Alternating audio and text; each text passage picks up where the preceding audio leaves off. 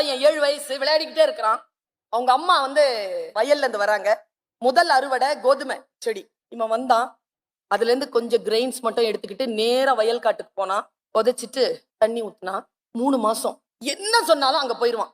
காது வச்சு கேட்டுக்கிட்டே இருப்பான். 3 மாசத்துக்கு அப்புறமா அது முளைச்சுது. தன் டைரியில் எழுதி வைத்தான் அந்த 7 வயது 3 மாத குழந்தை, கோதுமை செடிகள் வளரும் பொழுது எந்தவித சத்தத்தையும் ஏற்படுத்துவதில்லை.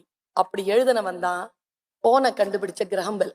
எங்கிருந்து ஆரம்பிக்கிறான் பாருங்களேன், மௌனத்திலிருந்து ஆரம்பிக்கிறான். நீயும் நானும் பேசிக்கொள்வது எவ்வளவு கிலோமீட்டர் இருந்தாலும் காற்றலைகளில் வந்து உன் குரல் சேர வேண்டும் என்ற கருவியை கண்டுபிடித்த அவன் கிட்ட கேட்டான். இன்னொரு பெரிய விஷயங்க, கிராம்பெல் கிட்ட அவன் கிட்ட கேட்டாங்க, இதை நீங்க கண்டுபிடிக்கலன்னா யாருமே கண்டுபிடிச்சிருக்க மாட்டாங்கல்ல.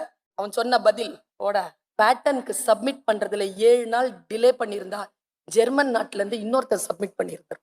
எல்லோரும் எல்லா வேலைகளையும் செய்து கொண்டுதான் இருக்கிறார்கள். யார் முந்திக் கொள்கிறார்களோ அவர்களுக்கு இந்த உலகம் பட்டு